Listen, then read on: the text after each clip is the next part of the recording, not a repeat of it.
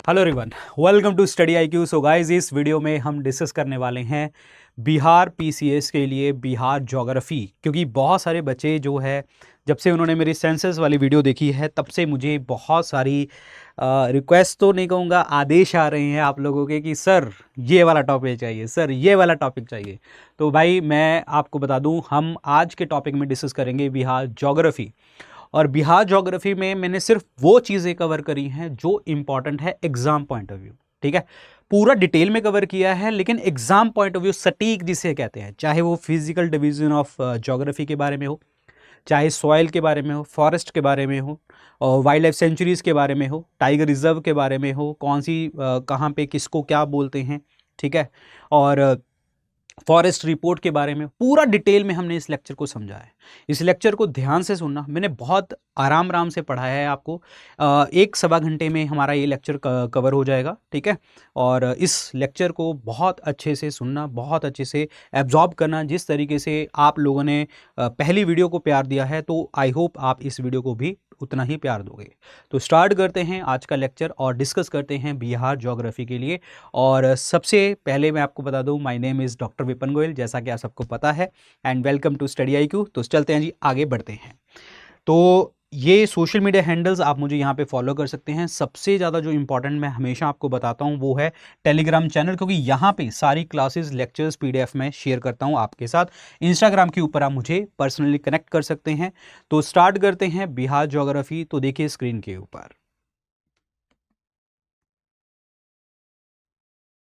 तो आज इस लेक्चर में हम डिस्कस करेंगे बिहार ज्योग्राफी के बारे में। और बिहार ज्योग्राफी में हम क्या क्या टॉपिक्स कवर करने वाले हैं, फटाफट मैं एक बार बता दूं आपको। फिजिकल डिवीज़न की बिहार किस तरीके से डिवाइडेड है आपके ग्रेट प्लेन्स में, और क्लाइमेट कैसा है बिहार का, सीजन्स कैसे हैं, कौन सी क्रॉप्स वगैरह होती हैं वहाँ पे, ड्रेनेज सिस्टम, रिवर सिस्टम, जितनी भी रिवर्स हैं बिहार की इंपॉर्टेंट, और उनके ऊपर क्या क्या रिवर प्रोजेक्ट्स हैं, और रिवर साथ के साथ जो बिहार की सॉइल है वो डिस्कस करेंगे। फॉरेस्ट और वाइल्ड लाइफ को डिस्कस करेंगे। वाइल्ड लाइफ सेंचुरीज जो बिहार की हैं वो डिस्कस करेंगे, और जो फॉरेस्ट स्टेटस रिपोर्ट है बिहार की वो डिस्कस करेंगे, और डिज़ास्टर मैनेजमेंट को डिस्कस करेंगे, क्योंकि जो कोसी रिवर है उसे हम सौरो ऑफ बिहार बोलते हैं, और किस तरीके से मैनेज कर सकते हैं वो सारी चीज़ें आज के इस लेक्चर में डिस्कस करेंगे। तो स्टार्ट करते हैं सबसे पहले फिजिकल डिवीज़न के ऊपर। तो देखिए जी, जो बिहार है बहुत ही प्रॉस्परस रीजन है, यानी कि एक बहुत ही बसा हुआ एक क्षेत्र है in the plains of Ganges, यानी कि गंगा रिवर गंगा नदी के जो मैदानी क्षेत्र हैं वहाँ पे बिहार देखने को मिलता है। बिहार को हम जो इसकी एक्सटेंशन है वो देखने को मिलती है तेराई रीजन ऑफ नेपाल से लेके विंध्या माउंटेन्स और रॉकी एरिया ऑफ धारवाड़। तो कहने का मतलब ये है कि जो ये नेपाल का एरिया है, इसके जो तराई रीजन है वो, उसके बाद जो है धारवाड़ वाला रीजन, और यहाँ पे देखो नॉर्थ बिहार प्लेन्स और यहाँ पे साउथ बिहार प्लेन्स देखने को मिलते हैं। तो इन एरियाज़ में देखने को हमें मिलता है, यानी कि तेराई रीजन ऑफ नेपाल से लेके विंध्या माउंटेन्स और उसके बाद रॉकी एरियाज ऑफ धारवाड़। अब बिहार जो है भारत के पूर्वी एरिया में पड़ता है, यानी कि ईस्टर्न इंडिया में पड़ता है, और हम इसको 3 पार्ट्स में डिवाइड करते हैं। वो 3 पार्ट्स क्या हैं? हिली तेराई रीजन जो नेपाल वाले थे, ये नॉर्थ गंगा प्लेन्स और साउथ गंगा प्लेन्स, तो उत्तरी गंगा मैदान और दक्षिण गंगा मैदान, इनके बारे में डिस्कस करेंगे। अब यहाँ पे देखिए जी, सबसे पहले डिस्कस करेंगे हम हिली और तेराई रीजन में। देखिए ये एरिया जो है north western part of Bihar में लगता है, यानी कि उत्तर पश्चिम भाग में देखने को मिलता है, और यहाँ पे शिवालिक रेंज ऑफ हिमालयस भी देखने को मिलती हैं। और ये एरिया जो है 932 स्क्वायर किलोमीटर का एरिया है, जो कि खास करके वेस्ट चंपारण डिस्ट्रिक्ट में देखने को मिलता है। और हम इस एरिया को 3 सब रीजन्स में डिवाइड करते हैं। देखिए एक चीज़ मैं आपको और बता दूं कि हम आगे बढ़ने से पहले यहाँ पे जो भी चीज़ें, जैसे मैं सर्कल कर रहा हूँ ना, जैसे वेस्ट चंपारण, ठीक है, सर्कल किया मैंने 932 किलोमीटर 932 स्क्वायर किलोमीटर मैंने सर्कल किया। तो ऐसे जहाँ पे मैं अंडरलाइन करता हूँ ना, तो these are very important points, यहाँ से एग्जाम में क्वेश्चन आता है। सो आप लोगों को ध्यान रखना है इन चीज़ों के बारे में। मैं यहाँ वहाँ पे बोलूँगा नहीं कि दिस इज़ इंपॉर्टेंट, तो आपको समझना है कि हाँ यहाँ पे सर ने अंडरलाइन किया तो this is very important. Okay, तो हम इस एरिया को, तेराई रीजन को 3 एरियाज में डिवाइड करते हैं, 3 सब रीजन्स में डिवाइड करते हैं। जैसे कि आगे आपका है सुमेश्वर रेंज। ये सुमेश्वर रेंज जो है ये इंटरनेशनल बॉर्डर बनाती है, कहाँ पे, इंडिया और नेपाल के बीच में। और ये जो लोकेटेड है नदर्न बाउंड्री यानी कि ये उत्तरी सीमा में है, जिसका पॉइंट एक्सटेंशन होता है आपका त्रिवेणी कैनाल जहाँ से स्टार्ट होती है टू द बिखना थोरी पास, यानी कि जहाँ से त्रिवेणी कैनाल से लेके बिखना थोरी पास तक जो है इसकी एक्सटेंशन है इस सोमेश्वर रेंज की। और ये तृतीय काल यानी कि टर्शरी पीरियड में देखने को हमें मिला है। और इसकी हाईएस्ट पीक सोमेश्वर हिल यहीं पे देखने को मिलती है, जो कि 874 मीटर देखने को मिलती है। Again important point. ओके, दूसरी डिवीज़न जो है वो है रामनगर दून। ये रामनगर दून जो है सोमेश्वर हिल के सदर्न एज पे देखने को मिलता है, यानी कि दक्षिण हिस्से में देखने को मिलता है। और ये 40 किलोमीटर दूर है बेतिया, जो कि आपका डिस्ट्रिक्ट हेडक्वार्टर है on the bank of Gandak river, यानी कि बेतिया में देखने को मिलता है। 40 किलोमीटर दूर है वहाँ पे गंडक रिवर के किनारे पे। और इसकी हाईएस्ट पीक है संतपुर के पास देखने को हमें मिलती है, दैट इज रामनगर दून। अगला अगर पॉइंट डिस्कस करें हमारे तेराई रीजन में, थर्ड है जी हमारा दून वैली।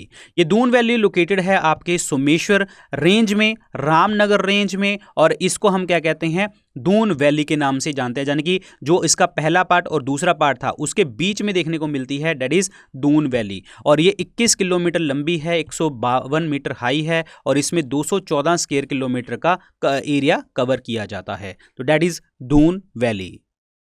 अब हम बात करेंगे हमारे जो बिहार के प्लेन एरियाज हैं।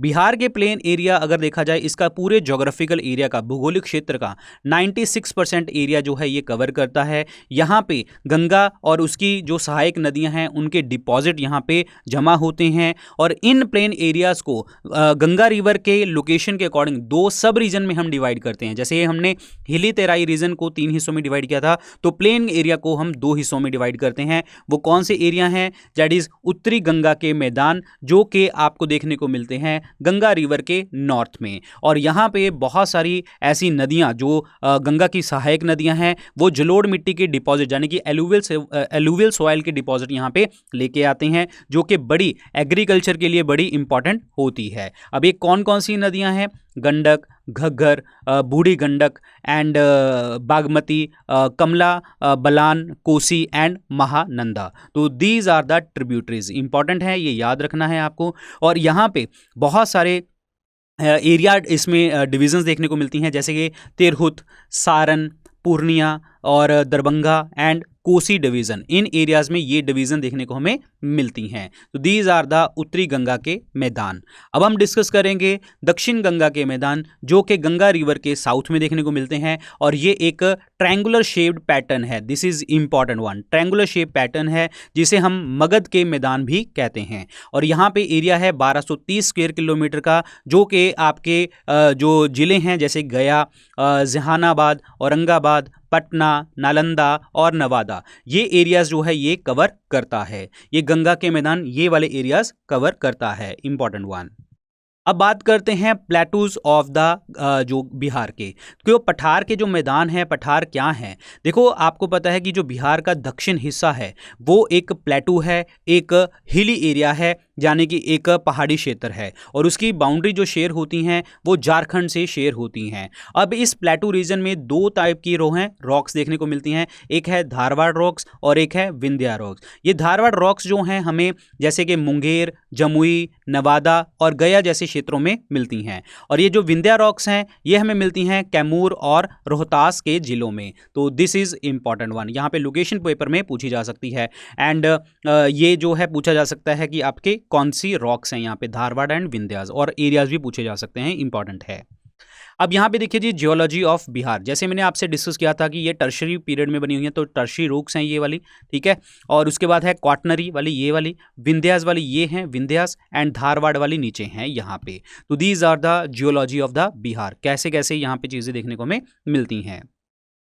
अब यहाँ पे कुछ और इंपॉर्टेंट फैक्ट्स हैं, जैसे कि अगर मैं बात करूँ चौर या मान, ये ऐसे नेचुरली वाटरलॉग यानी जहाँ पे आपका पानी जम जाता है, एक खास करके जो उत्तरी गंगा के मैदान हैं उनके लो लैंड एरियाज़ में, यानी कि जो नर्दर्न गंगा प्लेन है उसके जो नीचे वाले क्षेत्र हैं वहाँ पे पानी जमा हो जाता है और उसे हम क्या कहते हैं, चौर या मान के नाम से जाना जाता है। उसके बाद है दियारा रीजन जो है जहाँ से आपके फ्लड प्लेन है, यानी कि गंगा के जो बाढ़ के क्षेत्र हैं उन एरिया को हम क्या कहते हैं, दियारा रीजन के नाम से जानते हैं। तीसरा है ताल, गंगा के दक्षिण हिस्सा है वहां पे एक डिप्रेशन पड़ जाता है टूवर्ड्स द साउथ, उस डिप्रेशन को हम क्या कहते हैं, ताल के नाम से जानते हैं। उसके बाद है फ्लड प्रोन एरिया जो है ये गंगा के जो उत्तरी मैदान है वो बहुत ज़्यादा नोटोरियस हैं फ्लड हैजार्ड्स के लिए, तो दिस इज़ इंपॉर्टेंट वन। तो ये पेपर में पूछे जाते हैं कि अच्छा ये बताओ चौर के मैदान किसे कहते हैं, ठीक है, ये दियारा रीजन कहाँ पे पड़ता है, ताल रीजन कहाँ पे पड़ता है, फ्लड प्रोन एरिया सबसे ज़्यादा कौन सा है, तो ये पॉइंट्स तुम्हें अच्छे से पता होने चाहिए। तो मैं बहुत धीरे धीरे आपको लेके चल रहा हूँ लेक्चर में, सो डैट आप लोगों को चीज़ें नोट होती रहें और उसके बाद जो है मतलब चीज़ें तुम क्लियर करते चले जाओ, ठीक है। चलिए आगे बढ़ते हैं। अब यहाँ पे जो आपके क्षेत्र हैं वो कौन कौन से हैं, देखिए Dharwad, Vindhyas, tertiary and quaternary, जो हमने आपको मैप में दिखाया था। देखिए धारवाड़ वाले जो होते हैं वो प्री कैम्ब्रियन होते हैं, ये ओल्डेस्ट हिली एरियाज हैं बिहार के अंतर्गत, यानी कि सबसे पुराने पहाड़ी क्षेत्र है। विंध्यास जो है वो सेकंड ओल्डेस्ट है और यहाँ पे सीमेंट इंडस्ट्रीज देखने को हमें मिलती हैं। तीसरा है टर्शरी, यानी कि प्लीस्टोसीन वाला एज वाला एरिया जहाँ पे सोमेश्वर हिल है, वहाँ पे जो क्योंकि ये मोस्ट रिसेंट हिली एरिया देखने को हमें मिलता है, तो अभी तो हमने कहा था कि जो सोमेश्वर हिल रेंज है वो आपकी टर्शरी पीरियड की बनी हुई है। और यहाँ पे क्वाटनरी में जो है गंगा के मैदान हैं जहाँ पे बिहार का बहुत बड़ा एरिया कवर करता है जो कि सूटेबल है एग्रीकल्चर के लिए, क्योंकि मैंने आपको बताया था कि गंगा और उनकी सहायक नदियाँ जो हैं वो एलुवियल सॉइल यानी कि जलोढ़ मिट्टी लेके आती हैं जो कि एग्रीकल्चर के लिए इंपॉर्टेंट होती हैं, तो वो क्वाटनरी एरियाज में देखने को मिलता है जिसका टाइम पीरियड है प्लीस्टोसीन एंड होलोसीन। तो these are the types of region in the Bihar, very important.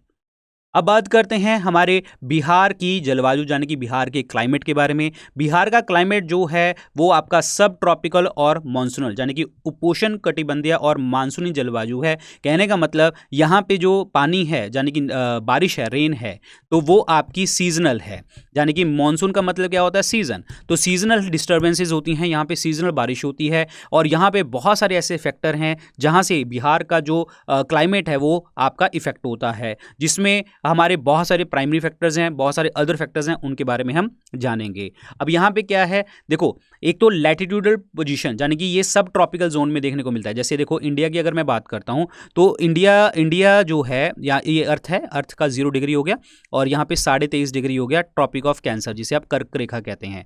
तो सेंटर में ऐसे निकलता है अर्थ, जो आपके इंडिया के सेंटर से निकलता है, तो ये थोड़ा सा ऊपर पड़ता है यानी कि बिहार थोड़ा सा ऊपर पड़ता है, तो यहाँ पे सब ट्रॉपिकल एरिया आ जाता है। कहने का मतलब जो ट्रॉपिकल कैंसर और कैप्रिकॉन के बीच में होता है एरिया यानी कि 23.5 डिग्री नॉर्थ और साउथ में, ये आपका ट्रॉपिकल एरिया है। इससे ऊपर वाला सब ट्रॉपिकल जोन होता है, तो इसकी पोजीशन के ऊपर आपका बिहार का क्लाइमेट डिपेंड करता है।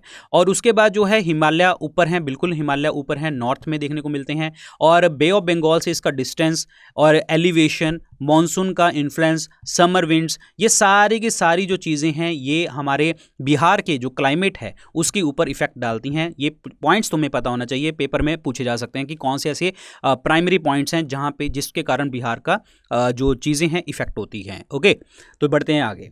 अब यहाँ पे देखिए जी बहुत सारे ज्योग्राफिकल कंडीशन डिफरेंसेस हैं आपके नदर्न और सदर्न पार्ट्स ऑफ बिहार में, क्योंकि उत्तरी गंगा के मैदान, दक्षिण गंगा के मैदान, उसमें बहुत सारे डिफरेंसेस आते हैं, ज्योग्राफिकल डिफरेंसेस आते हैं जिससे क्लाइमेट आपका वेरी होता है। अब बहुत सारे ज्योग्राफर्स ने बताया है, जैसे कि अगर मैं बात करता हूँ कोपन क्लासिफिकेशन के अकॉर्डिंग जो उत्तरी भारत है वहाँ पे CWG का आपका इंडिकेटर है, यानी कि यहाँ पे एक टेम्परेट क्लाइमेट जहाँ पे जो ठंड होती है वो ड्राई और हॉट हॉट समर, यानी कि CWG का मतलब क्या है कि यहाँ पे शुष्क सर्दी रहेगी और गर्मी में गर्म ज़्यादा देखने को हमें मिलेगा और टेम्परेट क्लाइमेट रहेगा उत्तर भारत में और उत्तरी बिहार में। और दक्षिणी बिहार में क्या रहेगा, AW टाइप, ये पेपर में आते हैं, ये क्या टाइप हैं, ठीक है। ये है tropical savanna climate with dry winter, यानी कि यहाँ पे सर्दियाँ जो हैं शुष्क रहेंगी और उष्ण कटिबंधीय सवाना जलवायु देखने को मिलेगी।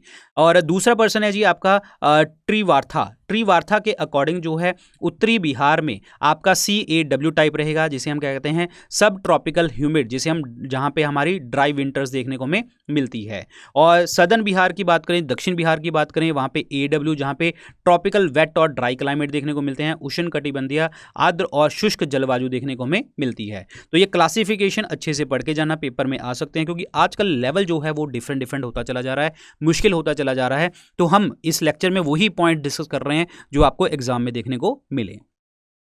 अब बात करते हैं सीजन्स इन बिहार। बिहार में जो सीजन्स हैं वो कैसे हैं।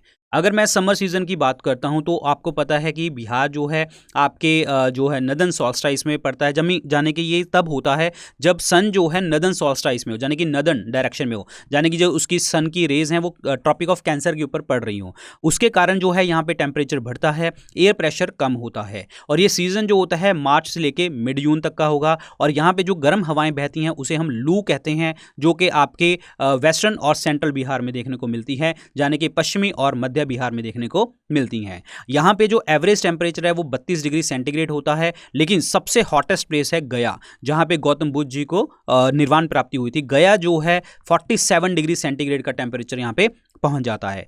लेकिन देखिए, आपको मैंने बताया था कि यहाँ पे सब ट्रॉपिकल जो है आपका क्लाइमेट है, यानी कि मॉनसूनल क्लाइमेट है। लेकिन मॉनसून आने से पहले यहाँ पे ट्रॉपिकल साइक्लोन्स भी आ जाते हैं, यानी कि चक्रवात आ जाते हैं, जो कि बे ऑफ बंगाल से आते हैं और यहाँ पे कुछ रेनफॉल करते हैं। और उन रेनफॉल को कहते हैं नॉर्वेस्टर और काल बैशाख के नाम से इसको जाना जाता है। मॉनसून आने से पहले बे ऑफ बंगाल, बंगाल की खाड़ी से कुछ हवाएं चलती हैं, बारिश आती है, चक्रवात आते हैं, उसे नॉर्वेस्टर और काल बैशाख के नाम से हम जानते हैं। तो these are the season in the Bihar summer season.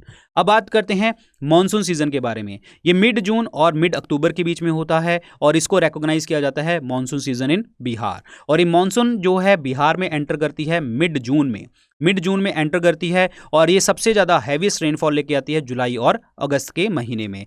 Bihar जो है 112 सेंटीमीटर की एवरेज रेनफॉल जो है रिसीव करता है। लेकिन 2022-23 के डेटा के अकॉर्डिंग अगर हम बात करें तो किशनगंज एक एरिया है आपका बिहार में जहाँ पे सबसे ज़्यादा हाईएस्ट रेनफॉल देखने को मिली थी। लेकिन उसके ऑपोजिट जहानाबाद में वहाँ पे सबसे कम बारिश देखने को हमें मिली थी। और हमारे बिहार के अंतर्गत जो सबसे ज़्यादा रेनफॉल लेके आती है आपकी south western monsoon Bay of Bengal की ब्रांच लेके आती है। देखो, हमारे इंडिया में साउथ वेस्ट मॉनसून जो है सबसे ज़्यादा बारिश करते हैं, यानी कि दक्षिण पश्चिम बारिश करती है मॉनसून। लेकिन उसकी कौन सी ब्रांच है? बे ऑफ बंगाल, यानी कि बंगाल की खाड़ी ब्रांच जो है सबसे ज़्यादा बिहार में रेनफॉल लेके आती है। जो बिहार का उत्तरी हिस्सा है वहाँ पर ज़्यादा रेनफॉल होती है और फ्लड्स भी वहाँ पे आते हैं। जैसे कुछ एरिया ऐसे हैं सदर्न बिहार के जहाँ पे बहुत ज़्यादा सूखा भी पड़ा रहता है। तो नदन में सबसे ज़्यादा फ्लड आते हैं, सबसे ज़्यादा रेनफॉल आती है। और साउथ में आपका जो है सूखा पड़ा रहता है, ड्रॉट पड़ा रहता है। तो ये पता होना चाहिए, ये आपके मानसून सीजन में।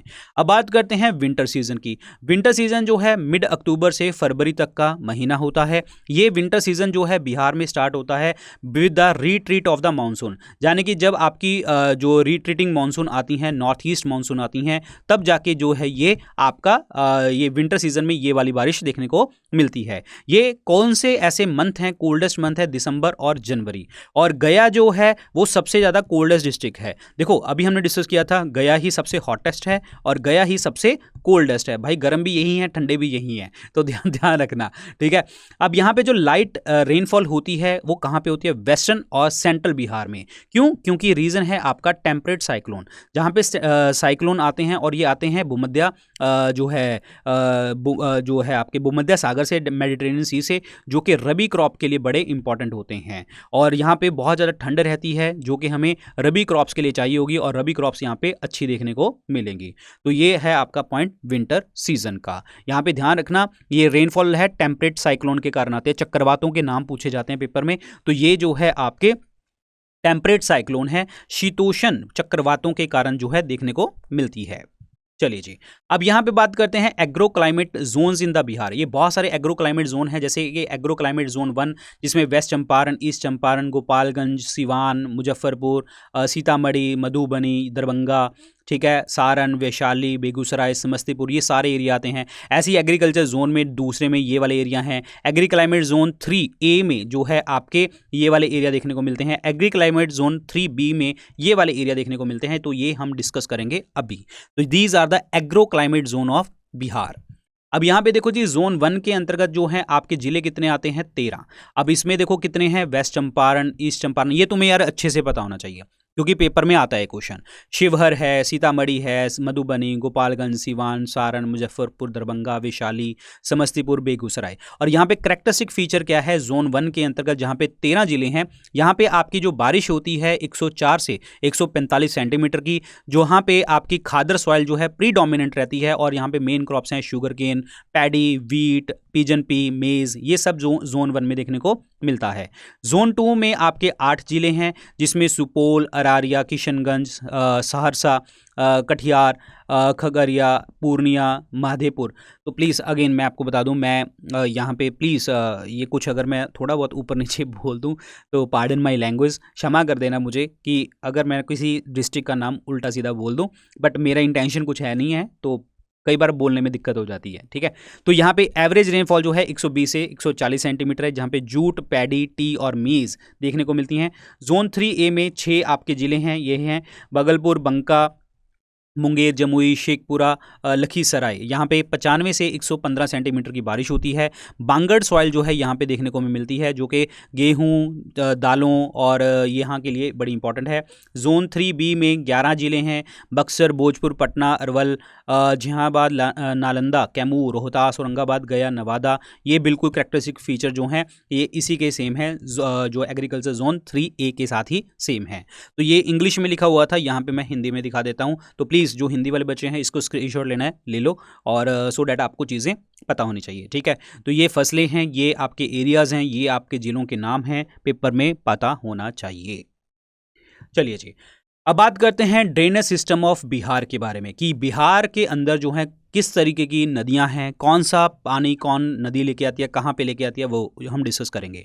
देखो, आपको सबको पता है कि बिहार जो है वो बहुत ज़्यादा रिच स्टेट है in terms of drainage system. यानी कि यहाँ पे अगर हम बात करें कि ड्रेनेज सिस्टम बहुत ज़्यादा अच्छा है, क्योंकि यहाँ पे बहुत सारी नदियाँ आती हैं, क्योंकि main river is Ganga. Ganga की बहुत सी ज़्यादा सहायक नदियाँ यहाँ पे देखने को मिलती हैं। तो यहाँ पे इसके कारण बिहार को हम 2 ग्रुप्स में डिवाइड करते हैं। वो 2 ग्रुप्स कौन से हैं ये देखते हैं।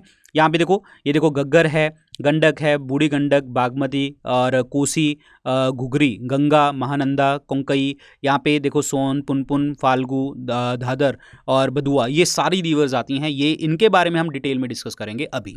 तो देखो जी, यहाँ पे सबसे बात करेंगे हम पहले हिमालयन रिवर्स के बारे में। हिमालयन रिवर्स ऐसी होती हैं जो सारा साल बहती हैं, उन्हें हम पेरिनियल रिवर के नाम से जानते हैं। उत्तर भारत से दक्षिण भारत में, यानी कि आपके उत्तर भारत से दक्षिण भारत में जो जाती हैं वो हिमालयन रिवर्स होती हैं। ऐसे ही बिहार के जो उत्तर से आएंगी वो आपकी हिमालयन रिवर्स होंगी। और इनका जो ये रिवर जो है एंटीसीडेंट हैं। एंटीसीडेंट का मतलब क्या है, ये जो है ये पुरानी है। देखो, ये लैंड जो है आपकी बाद में बनी थी, ये नदियाँ पहले से ही चलती चली जा रही हैं। ये older than the land they flow over, यानी कि ये इस लैंड से पुरानी नदियाँ हैं। जो इस लैंड के ऊपर फ्लो करते हैं ना, इससे पुरानी नदियाँ हैं, तो इसीलिए इसको एंटीसीडेंट के नाम से जानते हैं। और ये बहुत बड़े डेल्टास बनाते हैं यहाँ पे। और इनके रिवर जो है यूथफुल स्टेज में देखने को हमें मिलती है, यानी कि युवावस्था में है यहाँ पे। और ये लगातार अपना जो पानी का कोर्स है, यानी कि रास्ता जो है चेंज करती रहती हैं। जब ये चेंज करेंगे तो इसे अगर हम कहेंगे इस तरीके से करने को, दैट इज कॉल्ड मियांडर कहते हैं। क्या कहते हैं इसको? मियांडर कहते हैं। अब क्या होता है, कई बार ये एरिया टूट जाता है ऐसे, तो ये क्या करेंगे, इस तरीके से तो बनता चला जाएगा और यहाँ पे एक ऐसे लेक बन जाएगी और उसे हम क्या कहते हैं, ऑक्सबो लेक। तो जैसे हमने डिस्कस किया था कि ये यूथफुल स्टेज में है, रिवर चेंज होती रहती है और ये क्या क्रिएट करते हैं, ऑक्सबो लेक क्रिएट करते रहते हैं। यहाँ पे पानी का बहुत ज़्यादा एक्यूमुलेशन होता है, जिसके कारण यहाँ पे फ्लड देखने को हमें मिलते हैं, बाढ़ का कारण बन जाते हैं। और ऐसी नदियाँ कौन सी हैं जो ये सब कुछ करती हैं, जो बाढ़ लेके आती हैं? वो हैं Ganga river, Gandak river, Kosi river, Mahananda and Bagmati. तो दीज आर वेरी इंपॉर्टेंट। तो these are the Himalayan rivers. Antecedent हैं, डेल्टा बनाती हैं, यूथफुल स्टेज में है, सारा साल बहती हैं, ऑक्सबो लेक बनाती हैं, फ्लड लेके आती हैं। दूसरी बात करते हैं पेनिसुलर रिवर्स, प्रायद्वीपीय, जो कि दक्षिण से नॉर्थ में आती हैं। ये रेन फेड रिवर होती हैं, रेन के ऊपर जो है आधारित हैं ये, और ये दक्षिण से उत्तर की तरफ चलती हैं। इन्हें हम कॉन्सिक्वेंट रिवर के नाम से जानते हैं, क्योंकि जैसे जैसे लैंड है वही रास्ता ये फॉलो करती चली जाएंगी, और ये कुछ स्मॉल डेल्टा बनाते हैं। ये मेच्योर स्टेज में देखने को मिलती हैं, जैसे हमारी हिमालयन रिवर थी वो यंग स्टेज में थी, और ये पेनिसुलर रिवर, प्रायद्वीपीय भारत की जो नदियां हैं वो मेच्योर स्टेज में हैं। ये एक बिल्कुल सीधा रास्ता फॉलो करती हैं, और ये फ्लड बहुत ज़्यादा कम लेके आती हैं। और ऐसी कौन सी रिवर हैं जो फ्लड बहुत कम लेके आती हैं बिहार में? सोन है, पुनपुन रिवर है, फाल्गु है, अजय है। तो these are the rivers, these are the peninsular rivers Bihar के अंतर्गत। तो ये मैच्योर स्टेज में हैं, और ये ओरिजिनल लैंड को फॉलो करती हैं, सीधा चलती हैं, रेन फेड हैं, साउथ से नॉर्थ डायरेक्शन में चलती हैं।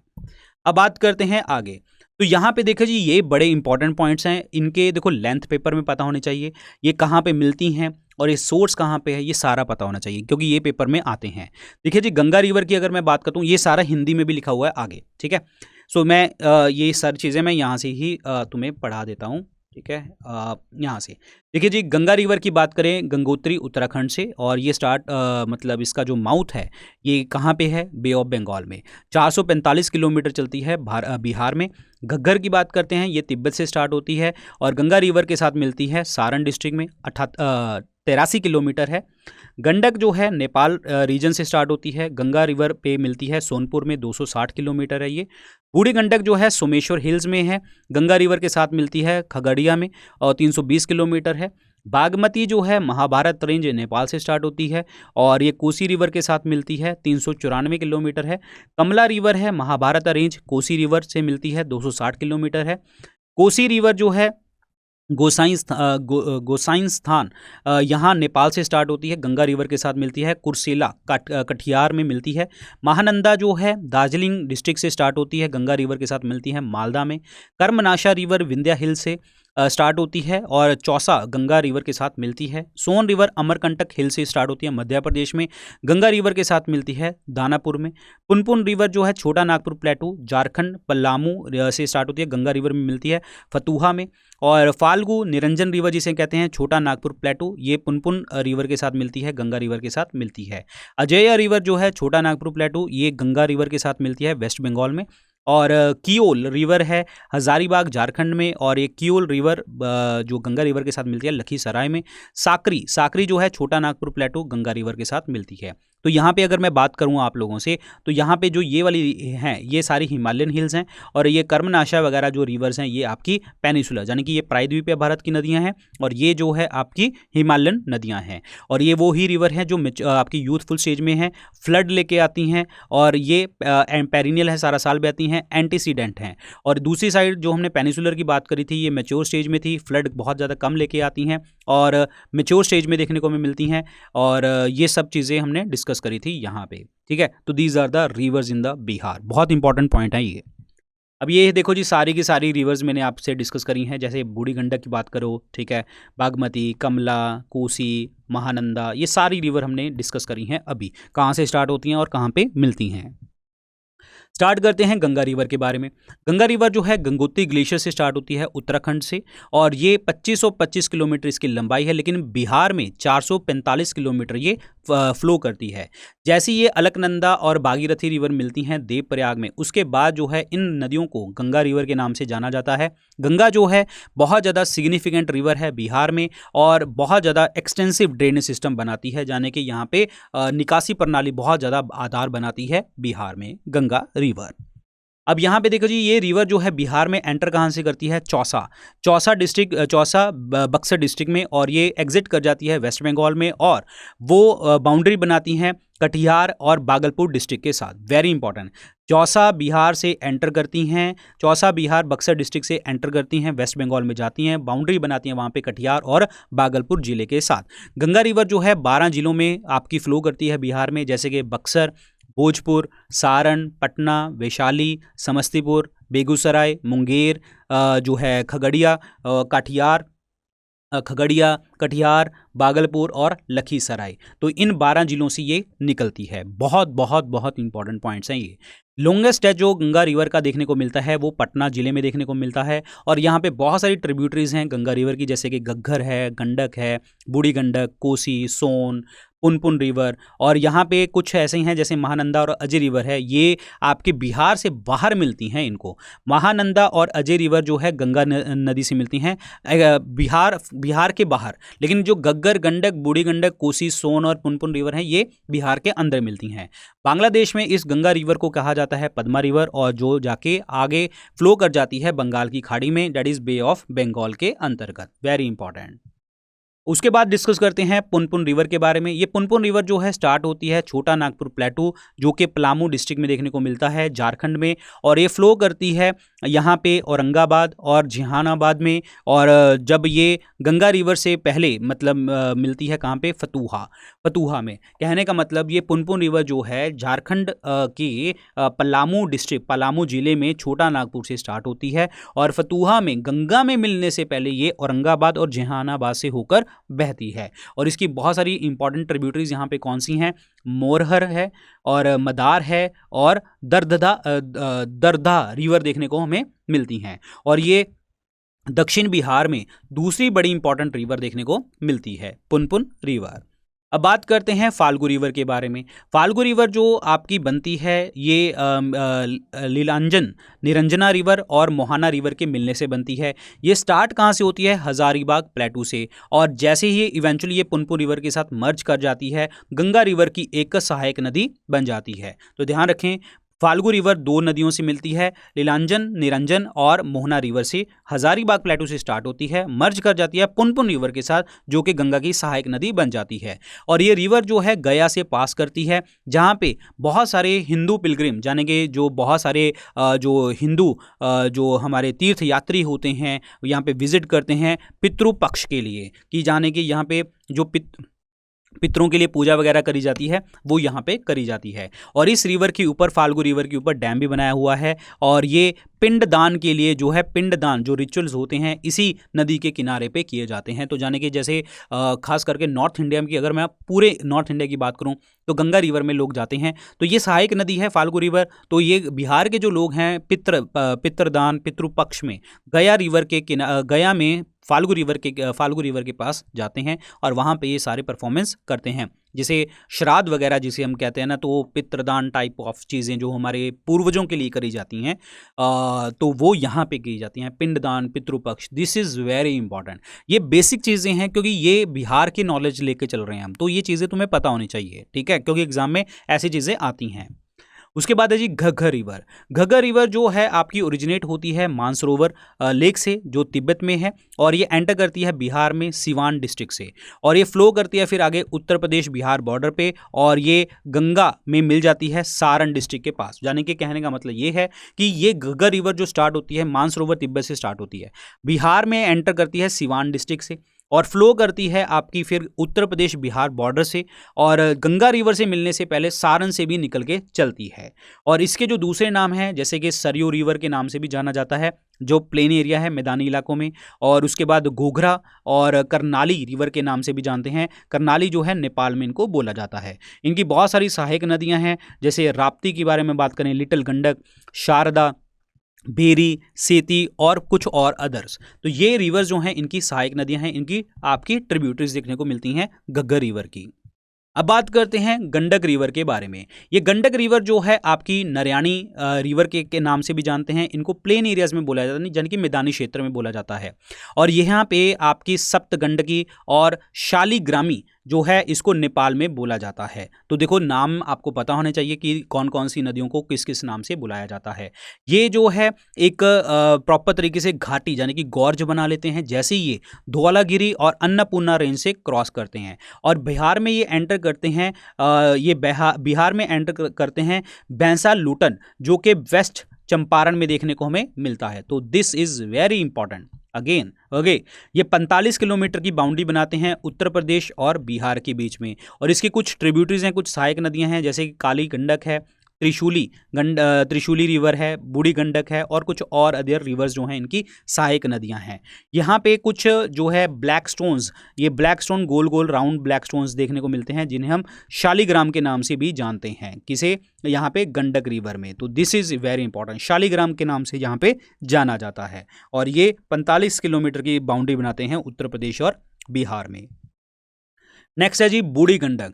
बूढ़ी गंडक जो है स्टार्ट होती है सोमेश्वर रेंज के पश्चिम हिस्से से और यहाँ पे बूढ़ी गंडक जो है फ्लो करती है वेस्ट चंपारण, ईस्ट चंपारण, मुजफ्फरपुर, समस्तीपुर, बेगूसराय और इवेंचुअली मिल जाती है गंगा रिवर के साथ खगड़िया डिस्ट्रिक्ट में मिल जाती है। खगड़िया डिस्ट्रिक्ट में गंगा रिवर के साथ वहाँ पे मिल जाती है और इसको हम और क्या कहते हैं, सिकरना के नाम से जानते हैं अपर कोर्स में, यानी कि जब ऊपर से चलती है तो सिकरना कहते हैं।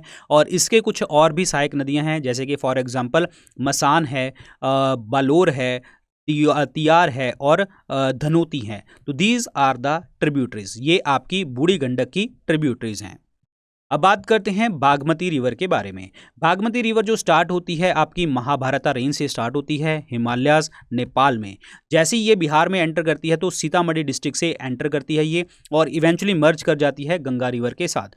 पहले ये जो है बोला जाता था कि ये ज्वाइन कर जाती है बूढ़ी गंडक के साथ, बट अब ये ज्वाइन करती है कोसी रिवर के साथ जब ये कमला रिवर के साथ मिलती है। कमला रिवर में मिलने से पहले कमला रिवर के साथ मिलने के बाद ये सीधा कोसी रिवर में जाती है और इसकी कुछ सहायक नदियां हैं लाल बकिया और लखनदेई, मनोहरा और अधवरा एंड विष्णुमती। तो these are the tributaries of the Bagmati river और यहाँ पे कुछ टेम्पल्स देखने को मिलते हैं जैसे कि काठमांडू और पशुपतिनाथ टेम्पल जो इस रिवर के किनारे पे देखने को मिलते हैं नेपाल में। That is on the Bagmati river, very important. Kathmandu and Pashupatinath temple, very very very important. Next question, next river Kosi river. अब कोसी रिवर जो है गोसाई स्थान से स्टार्ट होती है नॉर्थ ईस्टर्न नेपाल से। इसे हम सप्तकोशी के नाम से भी जानते हैं नेपाल में और ये 7 स्ट्रीम्स होती हैं, 7 धाराओं से मिलती है और ये कोसी रिवर एंटर करती है बिहार में सुपौल डिस्ट्रिक्ट से और मर्ज कर जाती है गंगा रिवर के साथ कुर्सेला कटिहार में मिल जाती है यहाँ पे। और यह कोसी रिवर जो है बहुत ज़्यादा रिवर जो मतलब रास्ता है बहुत ज़्यादा चेंज करती है, इसीलिए इसको सौरो ऑफ बिहार यानी कि बिहार का शो कहते हैं क्योंकि यहाँ पे बहुत ज़्यादा फ्लड लेके आती है। और ये 7 जो सप्तकोशी वर्ड यूज़ किया था तो 7 धाराएं कौन सी हैं? अरुण कोशी जो है, तमोर कोशी, लिखू कोशी, दूध कोशी, तमा कोशी, इंद्रावती कोशी, सुन कोशी एंड अदर्स। तो दीज आर द ट्रिब्यूटरीज। ये इंपॉर्टेंट पॉइंट है, ये पेपर में आ सकता है कोसी रिवर के ऊपर खास करके। तो ये कुर्सेला कटिहार में जो है मिलती हैं गंगा रिवर में और एंटर करती है सुपौल डिस्ट्रिक्ट में। अब बात करते हैं महानंदा रिवर के ऊपर। महानंदा रिवर जो है ये ईस्टर्न मोस्ट यानी कि सबसे पूर्वी रिवर है नॉर्थ बिहार में और इसकी कुछ सहायक नदियां हैं जैसे पेनार है, नागर है, बालासर है और मेची रिवर। तो दीज आर द ट्रिब्यूटरीज और ये स्टार्ट कहाँ से होती हैं? Darjeeling district in the west Bengal, उनकी पहाड़ियों से स्टार्ट होती हैं और ये फ्लो करती हैं किशनगंज में, पूर्णिया में, कटिहार में, बिफोर ये मतलब जब गंगा रिवर से मिलने से पहले मालदा वेस्ट बंगाल में। तो यहाँ से किशनगंज, पूर्णिया, कटिहार से आपकी निकल के चलती हैं गंगा रिवर के साथ मिलती है मालदा वेस्ट बंगाल में। तो ये सबसे ईस्टर्न मोस्ट रिवर है नॉर्थ बिहार में, सबसे पूर्वी नदी है। This is important, Mahananda river. Next है जी कर्मनाशा रिवर के बारे में। ये कर्मनाशा रिवर जो है स्टार्ट होती है विंध्या हिल से और बाउंड्री बनाती है बिहार उत्तर प्रदेश के बीच में जब ये गंगा रिवर के साथ मिलती है एट चौसा बक्सर में। चौसा बक्सर में ये गंगा रिवर के साथ जाके मिल जाती है और ये सबसे वेस्टर्न मोस्ट रिवर है इन द साउथ बिहार, यानी कि दक्षिण बिहार की सबसे पश्चिमी रिवर है ये। और ये इसको रिवर को बोला जाता है इम्प्योर रिवर के नाम से जानते हैं, सबसे अशुद्ध रिवर के नाम से इसको जाना जाता है, कर्मनाशा रिवर। नेक्स्ट है जी सोन रिवर। सोन रिवर स्टार्ट होती है मैकाल रेंज, अमरकंटक हिल मध्य प्रदेश से और ये बिहार में एंटर करती है रोहतास और रोहतास जो कि जिला है बिहार में और गढ़वा डिस्ट्रिक्ट जो कि झारखंड का है। तो यानी कि ये यहाँ से एंटर करती है, बिहार और झारखंड के बीच में से एंटर करती है, रोहतास और गढ़वा डिस्ट्रिक्ट के बीच में से एंटर करती है और रोहतास और भोजपुर की जो है ये ईस्टर्न बाउंड्री बनाती है, यानी कि पूर्वी बाउंड्री बनाती है और ये गंगा रिवर के साथ मिलती है एट मनेर दानापुर में मिलती है। और ये दूसरी दूसरी सबसे जो है लार्जेस्ट सदर्न ट्रिब्यूटरी है गंगा रिवर की आफ्टर द यमुना, यानी कि जो दक्षिण से जो आपकी दक्षिण से नदियां आती हैं, सबसे बड़ी नदी जो गंगा रिवर के साथ मिलती है उसकी ट्रिब्यूटरी वो है यमुना नंबर 1 पे। और दूसरी बड़ी जो है आपकी वो है सोन रिवर देखने को मिलती है। तो सोन रिवर जो है सबसे दूसरे नंबर पे लार्जेस्ट ट्रिब्यूटरी आती है गंगा रिवर की दक्षिण साइड से, इंपॉर्टेंट है। नेक्स्ट है जी, अब यहाँ पे कुछ मेन ट्रिब्यूटरीज हैं, जैसे रिहांद है, कन्हार है और नॉर्थ कोयल रिवर देखने को हमें मिलती हैं। ये मेन ट्रिब्यूटरीज हैं। ये सोन रिवर जो है बहुत सारे डैम बनाती है, जैसे कि देहरी डैम रोहतास में, इंदिरापुरी बैरेज रोहतास में और बनसागर डैम मध्य प्रदेश में। तो दिस इज़ वेरी इंपॉर्टेंट, ये डैम्स पेपर में आते हैं। यहाँ पे जो कैनाल्स हैं आपकी सोन रिवर के ऊपर, ये जो है ये काफ़ी शुष्क हो जाती हैं, यानी कि एरिड हो जाती हैं, डेजर्ट कंडीशन में आ जाती हैं रोहतास और भोजपुर में और in to the Bihar main rice producing region. यानी कि ये सोन नदी की जो नहरों ने जो रोहतास और भोजपुर के शुष्क मैदानों को बिहार के मुख्य चावल उत्पादक क्षेत्र में बदल दिया है। कहने का मतलब ये है कि जो एरिया शुष्क रहते थे, एरिड रहते थे रोहतास और भोजपुर के, और सोन रिवर ने उसको जो है राइस प्रोड्यूसिंग स्टेट बना दिया है, राइस प्रोड्यूसिंग एरिया बना दिया है। पहले ये शुष्क होते थे, अब ये नदियां वहां पे बहने लगी, सोन रिवर बहने लगी, जिसके कारण वो राइस प्रोड्यूसिंग एरिया बन गया है यहाँ पे, इंपॉर्टेंट।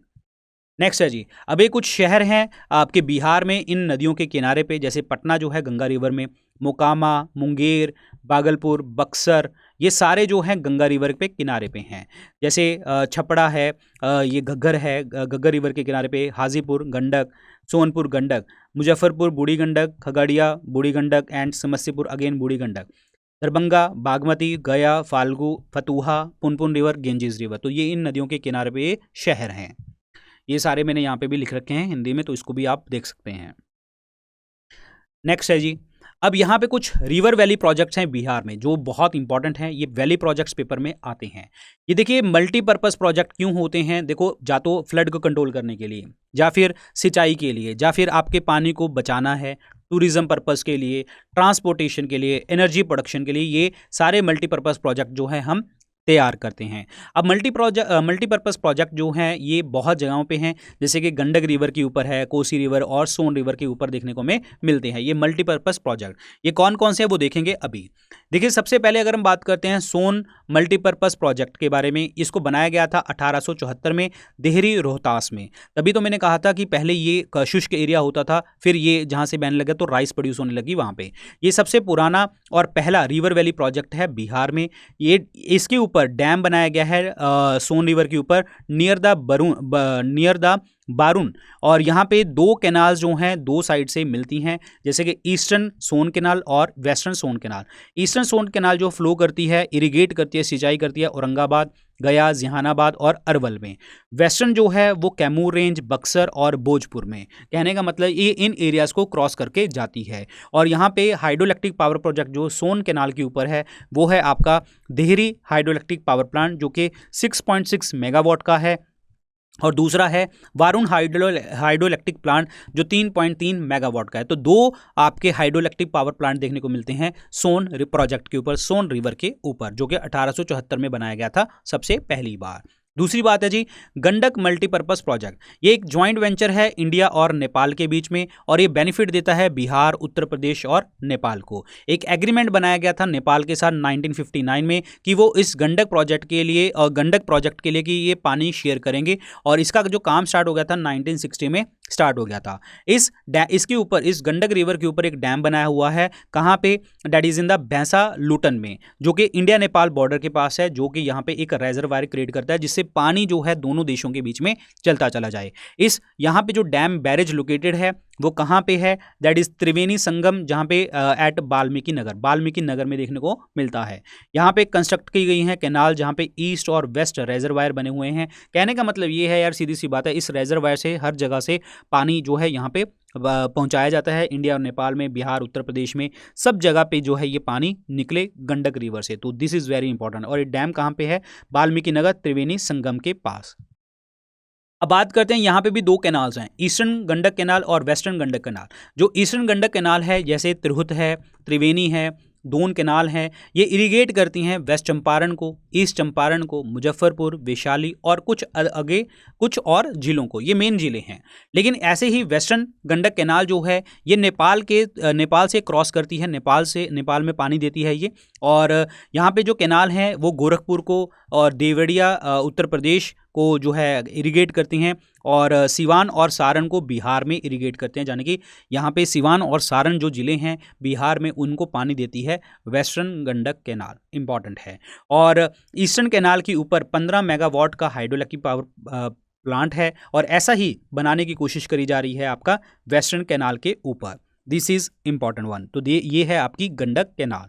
नेक्स्ट है जी कोसी मल्टीपर्पज़ प्रोजेक्ट। ये कोसी मल्टीपर्पज़ प्रोजेक्ट जो है जॉइंट वेंचर है इंडिया और नेपाल के बीच में। इसको इस्टेब्लिश किया गया था 1953 में और इसको लागू किया गया था 1954 में। और इसके ऊपर जो है हनुमान नगर डैम देखने को मिलता है नेपाल में, जो कि एक रेजर्वायर है। ये फुल्ली कंप्लीट हो गया था 1965 में। इसके भी कैनाल्स हैं ईस्टर्न और वेस्टर्न साइड के ऊपर, जो कि कोसी रिवर के ऊपर देखने को मिलती हैं। तो ये कोसी रिवर की ईस्टर्न और वेस्टर्न साइड कौन कौन सी हैं, ये देखिए जी। ईस्टर्न कैनाल जो है आपकी इरिगेट करती है अररिया, सुपौल और पूर्णिया डिस्ट्रिक्ट को, और दूसरी साइड है वेस्टर्न यानी कि पश्चिमी कोसी कैनाल, ये इरिगेट करती है दरभंगा, मधुबनी, सुपौल और बेगूसराय को ये इरिगेट करती है। तो दिस इज इंपॉर्टेंट। तो ईस्टर्न और वेस्टर्न भी आपको पता होना चाहिए। अब बात करते हैं इनके ऊपर कुछ वाटरफॉल्स हैं। देखो वाटरफॉल का मतलब क्या है कि किसी हाइट से पानी फ्लो करना, चाहे वो माउंटेन से ले लो, चाहे वो स्टीप स्लोप से ले लो, जैसे ये पानी फ्लो कर रहा है इसे हम वाटरफॉल के नाम से जानते हैं। अब ये कौन कौन से वाटरफॉल्स हैं यहाँ पे ये पेपर में आते हैं, इंपॉर्टेंट है, जिलों के नाम अच्छे से याद रखना। काकोलत वाटरफॉल जो कि देखने को मिलता है नवादा डिस्ट्रिक्ट में, और दूसरा है दुर्गावती वाटरफॉल, ये देखने को मिलता है रोहतास डिस्ट्रिक्ट, जो कि हाईएस्ट वाटरफॉल है।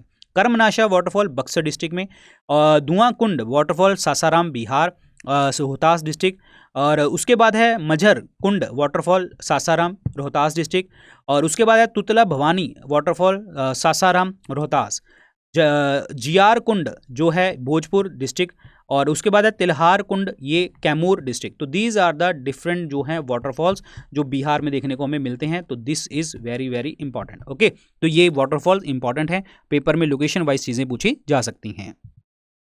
अब कुछ इंपॉर्टेंट लेक्स हैं, मेजर लेक्स हैं बिहार में, जैसे कि कंवर लेक है, ये देखने को मिलती है बेगूसराय जिले में। उसके बाद है गोगाबिल गोगा लेक, ये देखने को मिलती है कटिहार में। और उसके बाद है कुशेश्वर लेक, ये देखने को मिलती है दरभंगा जिले में। उसके बाद है गोढ़ा कटोरा लेक, ये राजगीर नालंदा में। अनुपम लेक कैमूर जिले में। सिमरी लेक सहरसा जिले में। तो these are the major lakes in the Bihar, paper में आते हैं, इंपॉर्टेंट है। अब यहाँ पे देखो, और जगतपुर लेक जो कि भागलपुर जिले में है, मोती लेक मोतीहरी यानी कि ईस्ट चंपारण जिले में, और सराय मन लेक ये बेतिया में वेस्ट चंपारण में, और पिपरा मन लेक जो है मोतीहरी ईस्ट चंपारण में देखने को मिलते हैं। तो these are the major lakes in the Bihar. तो यहाँ पे कुछ मेजर हॉट स्प्रिंग्स हैं बिहार में, पता होना चाहिए। यानी कि एक जगह है राजगीर, वहाँ पे आपके बहुत सारे जलकुंड हैं, जैसे ब्रह्म कुंड है, सप्तधारा सूर्य कुंड, मखदूम कुंड, नानक कुंड, गोमक कुंड। तो दीज आर द जो है आपके हॉट स्प्रिंग, जहाँ से पानी गर्म निकलता है।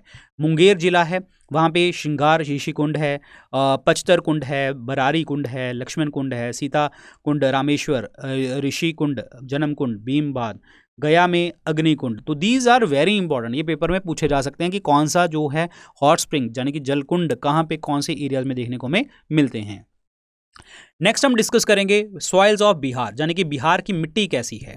देखो बिहार की मिट्टी तो बाद में डिस्कस करते हैं, पहले देखो बिहार जो सॉइल होती है उसकी स्टडी को हम कहते हैं पीडोलॉजी। और जो वाटर सॉइल डे होता है वो सेलिब्रेट किया जाता है दिसंबर 5 को सेलिब्रेट किया जाता है। बिहार एरिया में जो 90% एरिया है वहाँ पे जलोढ़ मिट्टी यानी कि एलुवियल सॉइल है, जो कि आपकी हिमालयन रिवर जो लेके मिट्टी आती हैं वो हैं। और यहाँ पे जो फाइन ऑर्गेनिक और इनऑर्गेनिक पार्टिकल्स देखने को मिलते हैं जो कि अर्थ सरफेस के ऊपर आपके कवर्ड होते हैं। ये सॉइल फॉर्मेशन तब होती है जब रॉक्स टूटती हैं और उसके बाद फिजिकल और केमिकल चेंजेस कुछ ना कुछ आते हैं। इसमें बहुत सारे ऐसे फैक्टर हैं जो सॉइल फॉर्मेशन में आपके मदद करते हैं, जैसे कि उसकी topography, rainfall, humidity, temperature, natural vegetation, ये क्या है, ये मेन रोल प्ले करते हैं यहाँ पे। जो बिहार की सॉइल है उसको दो कैटेगरीज में डिवाइड किया जाता है, उत्तरी बिहार की मिट्टी और दक्षिण बिहार की मिट्टी। और कैसी मिट्टी है ये हम डिस्कस करेंगे। ये तो सिंपल सी चीज़ें, ये तो आप जनरल भी पढ़ते हो, लेकिन हाँ ये पता होना चाहिए 90% एरिया में एलुवियल सॉइल देखने को हमें मिलती है।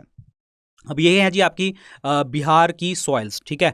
तो यहाँ पे हम इसको पूरे डिटेल में समझेंगे कि कौन कौन सी सॉइल कहाँ कहाँ पे है।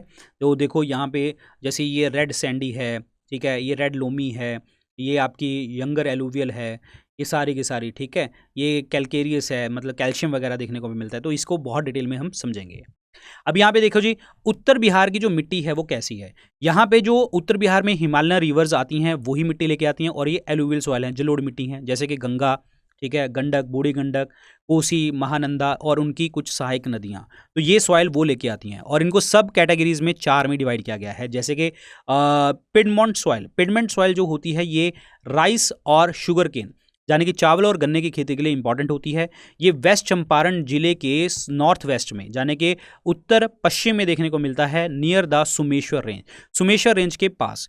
यहाँ पे रेनफॉल बहुत ज़्यादा होता है इस एरिया में, इसके कारण इस सॉइल में बहुत ज़्यादा मॉइस्चर और बहुत ज़्यादा ये फर्टाइल देखने को हमें मिलती हैं, यानी कि बहुत ज़्यादा ये उपजाऊ देखने को मिलती हैं, क्योंकि ये एग्रीकल्चर के लिए बड़ी इंपॉर्टेंट होती हैं। पिडमॉन्ट सॉइल जिसे हम पर्वत पादिया मिट्टी के नाम से जानते हैं, तो ये है उत्तर बिहार की मिट्टी।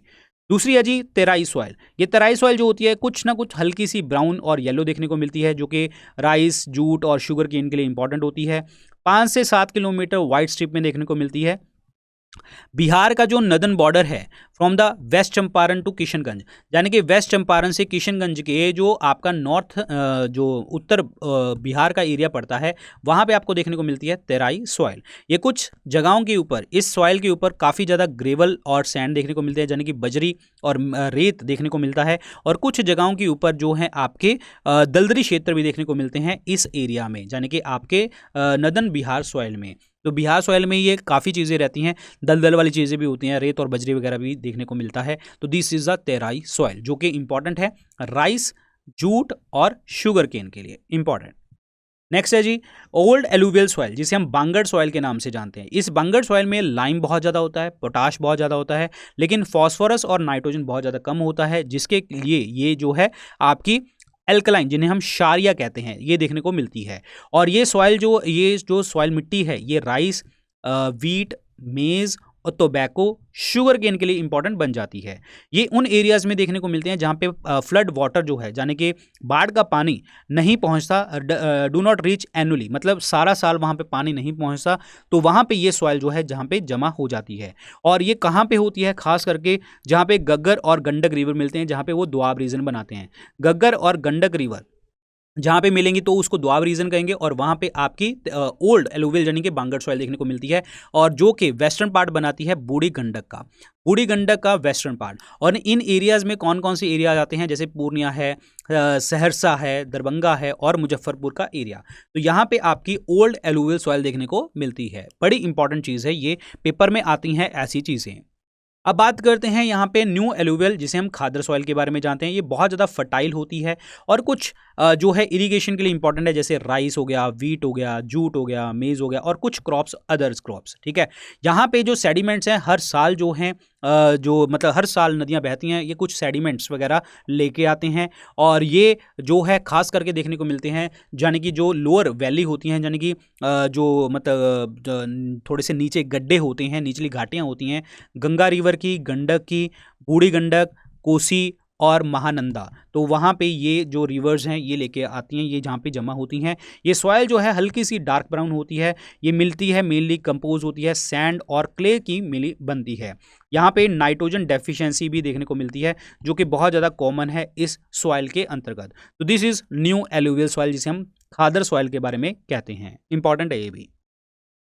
नेक्स्ट है जी आपकी साउथ बिहार के अंदर कौन सी नदी सॉइल बनती है। देखो साउथ वही हो गया जो साउथ की रिवर्स लेके आएंगी। ये एरिया एक्सटेंड होता है गंगा रिवर और छोटा नागपुर प्लेटू के बीच में, और ये जो नदियां हैं इसको हम 4 हिस्सों में डिवाइड करते हैं, जैसे कि टाल सॉइल जो है लो लाइंग एरिया में होती है, जहाँ पे आपका पानी खड़ा हो जाता है रेनी सीजन के टाइम पे, और ये 8 से 10 किलोमीटर वाइड होती हैं on the southern bank of Ganga river from Buxar to Bhagalpur, यानी कि बक्सर टू भागलपुर के एरिया के बीच में ये देखने को मिलती है हमें टाल सॉइल। ये हल्की सी जो है ग्रेइश होती है और थोड़ी सी हैवी होती है, और यहाँ पे रबी क्रॉप्स के लिए जो ये अच्छी होती है, और ये खास करके फेमस है दालों के उत्पादन के लिए, यानी कि पल्सेस प्रोडक्शन के लिए बड़ी इंपॉर्टेंट होती है ये टाल सॉइल, जो कि साउथ बिहार में देखने को मिलती है। दूसरी है जी कागरी सॉइल। कागरी सॉइल जो है ये जानी जाती है वेजिटेबल्स के लिए, सब्जियों के लिए और मोटे अनाज के लिए। ये मेजर क्रॉप्स यहाँ पे जो होती हैं, जैसे मेज़ हो गया, मक्का, मस्टर्ड, सरसों, चिली, मिर्च, ये सारी चीज़ें यहाँ पे देखने को मिलती है। तो these are the major soil. और जो आपकी कागरी सॉइल है ये एक्सटेंड होती है गंगा रिवर के उसके दक्षिण हिस्से से, और ये कुछ रिवर्स ऐसी हैं उस वहाँ तक एक्सटेंड होती है, जैसे कि सोन रिवर, फाल्गु, पुनपुन, कियोल। तो यहाँ पे ये रिवर्स के, यानी कि जो गंगा रिवर ऊपर होगी नॉर्थ, यहाँ से इसके गंगा के साउथ से चली गई, और यहाँ पे ये 4 नदियाँ आई, तो यहाँ पे बीच में, तो इन एरियाज में देखने को मिलती है आपको जो है कागरी सॉइल देखने को मिलती है। और ये लेकिन थोड़ी सी फर्टिलिटी इनमें कम देखने को मिलती है, लेकिन सबसे ज़्यादा फर्टिलिटी हमें देखने को मिलती है दैट इज इन द टाल सॉइल में, जो कि बड़ी इंपॉर्टेंट है रबी क्रॉप्स के लिए। नेक्स्ट है जी आपकी ओल्ड एलुवियल करेल केवल सॉइल। ये बहुत ज़्यादा हाईली फर्टाइल है, यानी कि उपजाऊता है इसमें, क्योंकि इसमें पानी ज़्यादा एब्जॉर्ब हो जाता है। ये थोड़ी सी डार्क ब्राउन, येलोइश और लाइट कलर की देखने को मिलती है, खास करके मेज़, rice, millet, potato, pigeon P, wheat, इनके लिए बड़ी इंपॉर्टेंट है, यानी कि मक्का, चावल, बाजरा, आलू, अरहर और गेहूँ वगैरह शामिल हैं। ये एरिया कहाँ का एरिया है जहाँ पे ये मिट्टी होती है? बक्सर में, नदन गया, पटना, नालंदा, मुंगेर टू भागलपुर। तो ये सॉइल जो है यहाँ पे एक्सटेंड करती है। ये साउथ बिहार की नदियाँ सॉइल जो है ये इन एरियाज में देखने को मिलती हैं। अब बात करते हैं और रेड, येलो और बल्थर सॉइल के बारे में। देखो, रेड येलो का मतलब यह है कि इसमें हाई आयरन कंटेंट देखने को मिलेगा। रेड इसीलिए होंगी क्योंकि इसमें ऑब्वियसली बात है आयरन देखने को मिलता है, और रेड सॉइल में जो है एसिडिक कंटेंट देखने को मिलता है, और इसमें खास करके जो मक्का है, ठीक है, ज्वार है और बाजरा है, अरहर है, ये सारी चीज़ें देखने को हमें मिलती हैं। इस सॉइल में हम ये सारी चीज़ें उगाते हैं। 8 से 10 किलोमीटर की ये एक्सटेंशन है। ये स्टार्ट होती है कैमूर रेंज, जो कि जो पड़ती है in the west to the highlands of the Rajmahal in the east, यानी कि कैमूर रेंज जो है इसके वेस्ट में देखने को मिलती है, और उसके बाद हाईलैंड्स ऑफ राजमहल हिल्स जो हैं इनके ईस्ट में देखने को मिलते हैं। तो बीच में आपकी आ गई रेड येलो सॉइल। और ये कौन कौन से एरिया हैं? जैसे जमुई है, और उसके बाद है खड़गपुर है, मुंगेर है, बंका है, नवादा, और कुछ प्लेटू रीजन जो है औरंगाबाद का, तो वहाँ पे हमें देखने को मिलती है ये रेड येलो सॉइल। और यहाँ पे सैंड और ग्रेवल बहुत ज़्यादा देखने को मिलता है, यानी कि रेत और बजरी की मात्रा इंपॉर्टेंट होती है, यहाँ पे बड़ी ज़्यादा होती है, इसीलिए इसकी फर्टिलिटी जो है कम देखने को मिलती है, और इसमें पानी वगैरह बहुत ज़्यादा रिटेंशन कम है। और तो this is not suitable for agriculture, मतलब उस लेवल पे सूटेबल नहीं होती, क्योंकि एब्जॉर्प्शन लिमिट इनमें कम होती है। अगर कुछ और पॉइंट्स के बारे में बात करें, जैसे कि कैमूर और रोहतास के बीच में रेड सैंडी सॉइल मिलती है, और इस सॉइल के अंतर्गत जो है सैंड और लेटराइट सॉइल है, यानी कि लीचिंग इफेक्ट देखने को मिलता है। यानी कि लीचिंग इफेक्ट का मतलब क्या है? जैसे पानी आया तो पानी बिल्कुल नीचे चला जाएगा, ऐसे। तो प्राइमरी क्रॉप्स जो जहाँ पे देखने को मिलते हैं, जैसे मेज़ है, सोरगम है और मिलेट है, यानी कि मक्का, ज्वार और बाजरा जैसी फसलें यहाँ पे देखने को हमें मिलती हैं। तो ये है आपकी red Sandy soil, very important. अब हम डिस्कस करेंगे forest wild life sanctuary of Bihar, forest status report. यहाँ से बहुत क्वेश्चन आने के चांसेस हैं। देखो, ऐसा नहीं है कि आपके रिवर्स के ऊपर क्वेश्चन नहीं आएगा, ऐसा नहीं है डैम्स के ऊपर क्वेश्चन नहीं आएगा, ऐसा नहीं है सॉइल के ऊपर क्वेश्चन नहीं आएगा, लेकिन ये भी बड़ा इंपॉर्टेंट पार्ट है। Forest wild life sanctuary of Bihar, forest status report और disaster management, this is very important topic again, तो ये पता होना चाहिए आपको, ठीक है। तो स्टार्ट करते हैं। तो यहाँ पे देखिए जी, फॉरेस्ट और वाइल्ड लाइफ में जैसे हमने डिस्कस किया था कि बिहार एक मानसून एरिया है। यहाँ पे आपके डेसिडियस फॉरेस्ट, यानी कि मानसूनी पर्णपाती वन पाए जाते हैं, और इनको हम 2 हिस्सों में डिवाइड करते हैं। एक होते हैं मॉइस्ट डेसिडियस और एक होते हैं ड्राई। मॉइस्ट मतलब ह्यूमिडिटी वाले, ड्राई मतलब सूखे। डेसिडियस वो होते हैं जहाँ पे ड्राई और जो ड्राई और वेट सीजन देखने को हमें मिलते हैं। तो देखते हैं ये क्या चीज़ है। मॉइस्ट और ड्राई डेसिडियस फॉरेस्ट, आर्द्र और शुष्क पर्णपाती वन देखने को मिलते हैं। अब देखिए जी, मॉइस्ट डेसिडियस फॉरेस्ट में क्या है? ये उन एरियाज़ में होते हैं जहाँ पे रेनफॉल जो है 120 सेंटीमीटर से ज़्यादा होती है। ये एरिया कौन से हैं? जैसे किशनगंज का एरिया है, वेस्ट चंपारण, वाल्मीकि नगर फॉरेस्ट, और कुछ एरिया बॉर्डर जो नेपाल बॉर्डर का है। तो उन एरियाज़ में हमें मॉइस्ट डेसिडियस फॉरेस्ट देखने को मिलते हैं। और इनमें कौन कौन से ट्रीज़ हैं? साल, सिल्क कॉटन, जामुन, टीक, ये देखने को मिलते हैं इन एरियाज़ में। और यहाँ पे कुछ घास है जैसे कि सवाई ग्रास है, एलिफेंट ग्रास है, रीड है और केन, यानी कि सवई घास, हाथी घास, नरकट और बेंत जैसी झाड़ियाँ वगैरह भी देखने को मिलती हैं। तो दिस इज़ वेरी इंपॉर्टेंट। ये पेपर में पूछा जाएगा, आपको एरिया पूछा जाएगा, आपको पूछा जाएगा कि यहाँ पे होता क्या है, ये पूछा जाएगा। इंपॉर्टेंट है, ये ध्यान रखना। उसके बाद है ड्राई डेसिडियस फॉरेस्ट। यहाँ पे जो रेनफॉल है 120 सेंटीमीटर से कम होती है और ये खास करके देखने को मिलती है कैमूर हिल्स में, मुंगेर, जमुई और बंका जैसे जिलों में देखने को मिलती है, उन एरियाज़ में देखने को मिलती है। और इनमें कौन कौन से आपके ट्रीज़ हैं? शीशम हो गया, ठीक है, अमलतास है, साल है और खैरा है, महुआ है, पलास है, जामुन है, बैम्बू बांस है। तो ये एरियाज़ में ये वाली चीज़ देखने को हमें मिलती है। तो again this is very important point, ठीक है। तो एरिया एंड जो क्रॉप्स हैं वो इंपॉर्टेंट है, ट्रीज़ बड़े इंपॉर्टेंट हैं यहाँ पे। अब यहाँ पे देखिए जी, कुछ वाइल्ड लाइफ सेंचुरीज़ हैं, पेपर में आती हैं। देखिए, वाल्मीकि नगर नेशनल पार्क, ये वेस्ट चंपारण जिले में है। ये अकेला नेशनल पार्क है बिहार में। ये डेंसेस्ट फॉरेस्ट है और इसको टाइगर रिजर्व घोषित किया गया है। अकेला टाइगर रिजर्व है यहाँ पे बिहार में। 681 स्क्वायर किलोमीटर का एरिया है। नेक्स्ट है जी बिम भांद वाइल्ड लाइफ सेंचुरी, जो मुंगेर जिले में है। यहाँ पे ल्यूपर्ड्स, बियर, वाइल्ड बोर्स ये देखने को मिलते हैं। गौतम बुद्ध बर्ड सेंचुरी गया में है और यहाँ पे जो है साइबेरियन बर्ड्स वगैरह देखने को मिलते हैं। और ये पहला वेटलैंड है जिसको रामसर लिस्ट में डाला गया था बिहार से। Kanwar lake wild life century, ये लार्जेस्ट वाइल्ड लाइफ सेंचुरी है बिहार में, बेगूसराय में देखने को मिलती है। कैमूर जो है ये स्मॉलेस्ट सेंचुरी है बिहार में, रोहतास कैमूर में देखने को मिलती है। नागी डैम जो है जमुई में है, ये इसको वर्ल्ड इन्वायरमेंट डे के ऊपर जो है नकती डैम बर्ड सेंचुरी के साथ रामसर साइट में डाला गया था। तो पहली वेटलैंड थी गौतम बुद्ध बर्ड सेंचुरी और दूसरी नागी डैम एंड थर्ड है नकती डैम, ये देखने को मिले हैं। तो 3 सेंचुरीज हो गए, 3 रामसर साइट्स हो गए हैं यहाँ पे बिहार में, ठीक है। तो ये पता होना चाहिए, पेपर में आते हैं। ये हिंदी में लिखा हुआ है, इसको स्क्रीनशॉट लेना ले लो जो बच्चे हिंदी में पढ़ते हैं। तो ये डिफरेंट सेंचुरीज हैं। अब बात करते हैं यहाँ पे नकती डैम वाइल्ड लाइफ सेंचुरी और ये जमुई डिस्ट्रिक्ट में है। राजगीर नालंदा में है।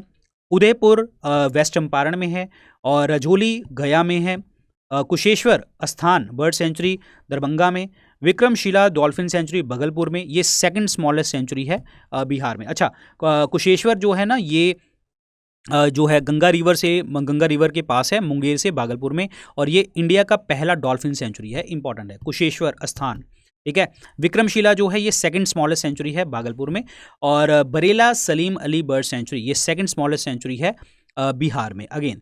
तो यहाँ पे दोनों ही अपना एरिया कवर करते हैं, सेम 1.98 स्क्वायर किलोमीटर का एरिया। तो इंपॉर्टेंट है, अच्छे से याद रखना। अब यहाँ पे देख लो, ये हिंदी में ही लिखा हुआ है, ये तो मैंने आपको बता दिया, आप स्क्रीनशॉट ले सकते हैं। नेक्स्ट बात करते हैं फॉरेस्ट स्टेटस रिपोर्ट 2021 की बिहार की क्या है। देखो, इंडिया हो चाहे बिहार हो, उसकी फॉरेस्ट रिपोर्ट रिलीज करता है फॉरेस्ट सर्वे ऑफ इंडिया। हर 2 सालों में ये रिपोर्ट आती है। ये पहली बार पब्लिश करी गई थी 1987 में। और 2021 के फॉरेस्ट रिपोर्ट के अकॉर्डिंग जो बिहार का एरिया है 7380.79 स्क्वायर किलोमीटर का, जो कि पूरी स्टेट का 7.84 बनाता है, यानी कि पूरी स्टेट का 7.484 एरिया जो है फॉरेस्ट एरिया है। 2019 की रिपोर्ट के अकॉर्डिंग अगर बात करें तो ये फॉरेस्ट जो है 25 स्क्वायर किलोमीटर जो है एरिया बड़ा है, जो कि अबाउट है 1.03%, यानी कि 1.03% जो है ये फॉरेस्ट जो है बड़ा है। अब यहाँ पे अगर मैं बात करूँ एरिया की, देखो फॉरेस्ट कवर का एरिया, ये सारे इंपॉर्टेंट हैं ये चीज़ें। 7381 किलोमीटर। ट्री कवर जो है आपका दूसरे नंबर पे 2341 स्क्वायर किलोमीटर। देखिए, फॉरेस्ट कवर का परसेंटेज बात करी जाए 7.84 है बिहार का, और ट्री कवर है 2.48। और यहाँ पे एरिया बढ़ा कितना है 75 किलोमीटर और 338 ट्री कवर का। तो अगर आपसे पूछा कि टोटल बताइए फॉरेस्ट कवर और ट्री कवर, तो ये एरिया टोटल है जी। और ये इंपॉर्टेंट है, ये परसेंटेज बड़ी इंपॉर्टेंट होती है, परसेंटेज पे पेपर में आते हैं क्वेश्चन। तो टोटल है 10.32, जिसमें 7.84 फॉरेस्ट है, 2.48 आपका ट्री कवर है। तो ये बड़ा इंपॉर्टेंट है, ये परसेंटेज वाला एरिया पॉइंट बड़ा इंपॉर्टेंट है, ये पेपर में पूछे जाते हैं। नेक्स्ट है जी, यहाँ पे अब कहाँ से, कौन से जिले में सबसे ज़्यादा जो है फॉरेस्ट देखने को मिलता है? कैमूर में। कैमूर का शेखपुरा, ठीक है। और एरिया जो है कैमूर का जो है एरिया है 105.56। और जो डिस्ट्रिक्ट जो लोएस्ट है वो है जी आपका डेट इज़ द शेखपुरा। देखो, अब देखो, एक पूछा जा सकता है हाईएस्ट एंड लोएस्ट, तो वो हाईएस्ट में है कैमूर और सबसे कम जो फॉरेस्ट कवर है वो है शेखपुरा में। अब आपसे मतलब असेंडिंग ऑर्डर डिसेंडिंग ऑर्डर पूछा जा सकता है। सबसे नंबर 1 2 3 पे कौन से हैं? कैमूर नंबर 1 पे, नंबर 2 पे वेस्ट चंपारण, रोहतास नंबर 3 पे, ठीक है। लोएस्ट में अगर हम बात करें, लोएस्ट में शेखपुरा लोएस्ट में नंबर 1 पे है, ठीक है, और अरवल नंबर 2 पे, जहानाबाद जो है आपका, जहानाबाद जो है नंबर 3 पे है। लोएस्ट की बात चल रही है, ये लोएस्ट वाले जिले हैं, ये हाईएस्ट वाले, और हाईएस्ट कैमूर और लोएस्ट शेखपुरा, ये पता होना चाहिए। अब बात करते हैं यहाँ पे ये जो है आपका परसेंटेज वाइज, तो यहाँ पे देखो ध्यान से देखो, ये स्क्वायर किलोमीटर के एरिया के अकॉर्डिंग था। अब हम बात करेंगे परसेंटेज वाइज, तो कैमूर परसेंटेज वाइज भी हाई है और शेखपुरा परसेंटेज वाइज भी कम है। अब हाईएस्ट परसेंटेज वाइज जो एरिया है देखो, अब नंबर 1 पे है कैमूर, नंबर 2 पे जमुई, नंबर 3 पे नवादा, और डिस्ट्रिक्ट जो लोएस्ट परसेंटेज में है, लोएस्ट तो आपका नंबर 1 पे अगेन शेखपुरा है, बक्सर नंबर 2, सिवान नंबर 3 पे आता है। तो ये इंपॉर्टेंट है, बहुत बहुत बहुत इंपॉर्टेंट डेटा है, पेपर में आते हैं। अब देखिए जी, यहाँ पे वाल्मीकि नगर टाइगर रिजर्व जो है वो 796.12 स्क्वायर किलोमीटर का है, जो कि जिसमें 85.71% जो है टाइगर रिजर्व का एरिया है। इंडिया स्टेट रिपोर्ट 2021 के अकॉर्डिंग बात करें, बिहार का जो है ट्री कवर 2341 किलोमीटर, जो कि 2.48% बनेगा total geographical area of state का।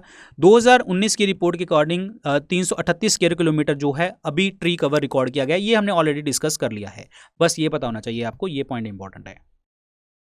अब देखिए जी, परसेंटेज एरिया जो है different type of forest Bihar में कैसे हैं। सबसे ज़्यादा जो बिहार में आपको फॉरेस्ट टाइप देखने को मिलती है तो वो है ओपन फॉरेस्ट। कैनोपी डेंसिटी है 10 से 40% और इसमें है 51% हिस्सा इसका खुले वन जिसे हम कहते हैं। नंबर 2 पे आते हैं moderately dense forest, canopy density 40 से 47% 70%, 44.5% आते हैं। वेरी डेंस यानी कि बहुत घने मैदान, अति घने, अति सघन, वो 4.5% यहाँ पे देखने को मिलते हैं। तो ओपन फॉरेस्ट नंबर 1 पे, मॉडरेटली डेंस नंबर 2 पे और वेरी डेंस नंबर 3 पे। तो ये पता होने चाहिए तुम्हें, again percentage wise, area wise. अब बात करते हैं कि वेस्ट वेरी डेंस कहाँ पे है, वेस्ट चंपारण में। मॉडरेटली भी कहाँ पे, वेस्ट चंपारण में। ओपन फॉरेस्ट सबसे ज़्यादा कहाँ पे है, कैमूर रेंज में। तो ये आपके टॉप डिस्ट्रिक्ट हैं जहाँ पे ये वन देखने को मिलते हैं। अब यहाँ पे जो आपका फॉरेस्ट टाइप और हम बात करें एरिया वाइज की बात करते हैं, तो एरिया वाइज देखो, जैसे हमने डिस्कस किया था 2019 में 7306 स्क्वायर किलोमीटर था, और एरिया जो 2021 में है वो है 7381 स्क्वायर किलोमीटर। आपको ये याद नहीं पता होना चाहिए कितना बड़ा, नहीं पूछा जाएगा, बस ये पता होना चाहिए 7306 पूरा है और उसके बाद जो मतलब बढ़ के 7381 हो गया। अब यहाँ पे ये पता होना चाहिए कि ओपन फॉरेस्ट सबसे ज़्यादा, मॉडरेटली डेंस नंबर 2 पे और वेरी डेंस नंबर 3 पे आते हैं। अब यहाँ पे कुछ और इंपॉर्टेंट फैक्ट्स की अगर हम बात करें, देखो आपको पता है कि फॉरेस्ट सर्वे ऑफ इंडिया आता रहता है, 2019 में देखने को मिला था, और सर्वे 2022-23 में बोला था कि फॉरेस्ट और ट्री कवर बिहार का जो है 13,896 स्क्वायर किलोमीटर का एरिया है, जो कि 14.7% बनाता है टोटल लैंड एरिया का। तो ये बढ़ चुका है, ये 2022-23 की सर्वे ने बोला है, ठीक है। संजय गांधी बायोलॉजिकल पार्क पटना जो स्प्रेड है आपका 153 एकड़ में, ये जो पार्क है एशिया का लार्जेस्ट सेंटर बन चुका है राइनोसिरोस ब्रीडिंग के लिए, यानी कि ये जितने भी गैंडा प्रजनन होता है वो यहाँ पे देखने को मिलता है। That is Sanjay Gandhi biological park, जो कि 153 एकड़ में देखने को मिलता है। अब बिहार का पहला स्टेट बर्ड फेस्टिवल जिसे हम कहते हैं कलरव, ये ऑर्गेनाइज किया गया नागी नकती बर्ड सेंचुरी जमुई में, और ये जू सफारी इस्टेब्लिश करी गई राजगीर में। डॉल्फिन रिसर्च सेंटर बिहार का लोकेटेड है पटना में। डॉल्फिन डे सेलिब्रेट किया जाता है 5 अक्टूबर को। टाइगर सेंसस रिपोर्ट के अकॉर्डिंग 2022 के अकॉर्डिंग जो नंबर ऑफ टाइगर्स हैं बिहार में वो 54 हैं, लेकिन 2018 की रिपोर्ट के अकॉर्डिंग 31 थे। तो ये भी इंपॉर्टेंट है डेटा, बड़ा इंपॉर्टेंट डेटा है, ये पता होना चाहिए। ये रिसर्च सेंटर, सफारी, ये वो सब चीज़ें पता होनी चाहिए। अब देखिए जी, डिजास्टर मैनेजमेंट बिहार में कैसे होती है और किस तरीके से कर सकते हैं। देखो आपको सबको पता है मैक्सिमम इम्पैक्ट जो फ्लड का है, यानी कि जो प्रभाव है ये नॉर्थ बिहार में, क्योंकि वहाँ पे क्या है, हिमालय से रिवर आती हैं तो वही फ्लड प्रोन है। ये फ्लड अफेक्टेड एरिया जो बिहार का है वो 16.5% है जो टोटल एरिया का बनाता है। और फ्लड जो आपके टोटल 38 डिस्ट्रिक्ट हैं बिहार में, जिसमें से 28 डिस्ट्रिक्ट जो हैं वो फ्लड अफेक्टेड हैं, और इन 28 जिलों में से 15 जो हैं हाईली अफेक्टेड हैं और 13 जो हैं थोड़े से कम अफेक्टेड हैं। और बिहार में प्लेन एरिया है, प्लेन स्टेट है, जहाँ पे मेन डिजास्टर जो आपदा है वो अकेला बाढ़ है, यानी कि फ्लड है। तो जो कि आपके जिसके कारण जैसे सूखे भी पड़ जाते हैं, अर्थक्वेक की कंडीशन के कारण, साइक्लोन या कोई गर्म हवा चलने लगी जिसके कारण डिजास्टर देखने को मिल जाता है। लेकिन मेन डिजास्टर क्या है? फ्लड, ये ध्यान रखना है। 15 जो है हाईली फ्लड हैं और 13 जो जिले हैं लेस फ्लड वाले हैं, वो देखने हैं कौन से हैं। अब अगर बात करी जाए, ये देखो ये हाईली जो फ्लड वाले एरिया हैं, ये देखो अत्यधिक बाढ़ प्रभावित क्षेत्र जो हैं, देखो हाईली फ्लडेड जो हैं ईस्ट चंपारण, मुजफ्फरपुर, वैशाली, सीतामढ़ी, शिवहर, दरभंगा, मधुबनी, समस्तीपुर, सहरसा, सुपौल, मधेपुरा, खगड़िया, बेगूसराय, बगलपुर एंड कटिहार। तो दीज आर द 15 डिस्ट्रिक्ट जो कि बहुत ज़्यादा फ्लड आते हैं यहाँ पे, जहाँ पे बहुत ज़्यादा बाढ़ आती है। जो लीस्ट फ्लड आता है जैसे वेस्ट चंपारण, सारण, सिवान, गोपालगंज, पूर्णिया, किशनगंज, पटना, नालंदा, भोजपुर, बक्सर, लखीसराय एंड शेखपुरा। तो यहाँ पे 13 ऐसे जिले हैं जहाँ पे कम बाढ़ देखने को मिलती है। ये सारे एरिया जो हमने डिस्कस किए हैं, ये जो एरिया हैं जो ये येलो कलर के में दिखने को मिल रहे हैं ना, तो ये बहुत ज़्यादा फ्लड वाले एरिया हैं। अब यहाँ पे देखिए मेन रीज़न जो फ्लड का है, मैंने आपसे बात ही करी थी, रेनफॉल, यानी कि मतलब फ्लड का रीज़न क्या है? रेनफॉल, जो कि 2 महीने में बहुत ज़्यादा होती है। रेनी सीज़न जब बिहार में होता है और एक्सेसिव फ्लो होने लग जाता है नॉर्थ बिहार में रेनी सीज़न में, और जिसके कारण फ्लड आते हैं। और इसके बहुत सारे रीज़न हैं, जैसे कि वाटर मैनेजमेंट अच्छी नहीं है वहाँ पे, और जिससे जो नदियों के किनारे हैं वो टूट जाते हैं, और जो हम लोग जो है लैंड का एक्सपेंशन करते चले जा रहे हैं, घर बनाते चले जा रहे हैं, और वाटर स्टोरेज एरिया जो है हम तोड़ते चले जा रहे हैं, कम करते चले जा रहे हैं। कई बार सूखे की सिचुएशन पड़ जाती है, मानसून नहीं आता, अनसाइंटिफिक एक्सप्लॉयटेशन यानी कि पानी का नुकसान बहुत ज़्यादा कर देते हैं, जिसके कारण ये सारी कंडीशंस देखने को हमें मिलती है। लेकिन 20% जो एरिया है बिहार का वो सिर्फ सूखे से इफेक्टेड है, और सूखे वाला एरिया खास करके कौन सा है? साउथ वाला, साउथ बिहार वाला एरिया है।